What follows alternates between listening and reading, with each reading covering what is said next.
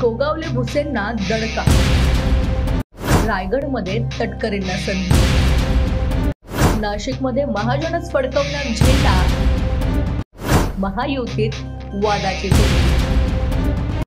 राज्यात येत्या 15 ऑगस्टला कोणते मंत्री कोणत्या जिल्ह्यात झेंडावंदन करणार याची यादी समोर आली आहे। हीच यादी आता महायुतीत वादाचं कारण ठरण्याची शक्यता आहे। रायगड आणि नाशिक जिल्ह्याच्या पालकमंत्री पदाचा निर्णय रद्द केला असला तरी स्वातंत्र्यदिनी आदिती तटकरे आणि गिरीश महाजन ध्वजारोहण करणार आहेत। आदिती तटकरे रायगडमध्ये तर गिरीश महाजन नाशिक जिल्ह्यात 15 ऑगस्टला ध्वजारोहण करणार आहेत। रायगडातील ध्वजारोहणावरून शिवसेना आणि राष्ट्रवादी वाद उफाळण्याची शक्यता आहे।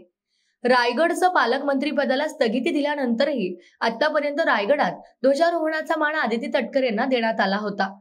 रायगडात यंदाचा ध्वजारोहणाचा मान भरत गोगावलेंना मिळावा अशी मागणी होत असताना 15 ऑगस्ट रोजी रायगड जिल्ह्यात मंत्री आदिती तटकरे ध्वजारोहण करणार आहेत, तर नाशिकमध्ये गिरीश महाजन ध्वजारोहण करणार आहेत। नाशिकमध्ये दादा भुसे यांचं नाव पालकमंत्री पदासाठी चर्चेत आहे, तरी देखील गिरीश महाजन। भारताचा 79वा स्वातंत्र्य दिन समारंभ शुक्रवारी पार पडणार आहे। यासाठी कोणते मंत्री कोणत्या जिल्ह्यात ध्वजारोहण करणार याची यादी प्रसिद्ध करण्यात आली। यात मंत्री भरत गोगावले आणि शिक्षण मंत्री दादा भुसेंना डावलण्यात आल्याचं बोललं जातंय। महायुती सरकार सत्तेत आल्यापासून रायगड आणि नाशिकच्या पालकमंत्री पदाचा वाद कळीचा मुद्दा ठरलाय। यावरून रायगडमध्ये शिवसेना विरुद्ध राष्ट्रवादी आणि नाशिकमध्ये भाजप विरुद्ध शिवसेना संघर्ष पाहायला मिळतोय। गोगावलेंकडून रायगडच्या पालकमंत्री पदासाठी जोरदार फिल्डिंग लावली जाते। समोर आलेल्या माहितीनुसार गोगावले हे दिल्लीतही भाजप श्रेष्ठींची बातचीत करत असल्याचं सांगितलं जातंय। काहीही करून रायगडचं पालकमंत्रीपद मिळवायचंच ही गोगावलेंची जिद्द आहे।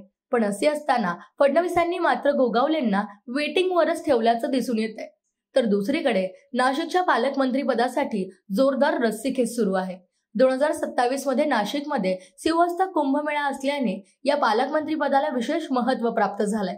शिंदेच्या शिवसेनेचे नेते आणि मंत्री दादा भुसे हे या पदासाठी इच्छुक आहेत, पण मुख्यमंत्री फडणवीसांनी नाशिक जिल्ह्यात मंत्रीपद असतानाही जळगाव जिल्ह्यातील नेत्यांना नाशिकच्या पालकमंत्रीपदी आणल्याने शिंदे गट काहीसा नाराज आहे। यामुळे हा वाद टाळण्यासाठी मुख्यमंत्री फडणवीसांनी नाशिकच्याही पालकमंत्री पदाला स्थगिती दिली आहे। परंतु ध्वजारोहणाच्या कार्यक्रमातही इच्छुकांना संधी मिळत नसल्याने आता महायुतीत वादाची ठिणगी पडण्याची शक्यता आहे। याबद्दल तुम्हाला काय वाटतं कमेंट बॉक्समध्ये नक्की सांगा आणि माय महानगर लाईव्हला सबस्क्राईब करायला विसरू नका आणि सर्वात महत्त्वाचं म्हणजे हाईप करायला विसरू नका।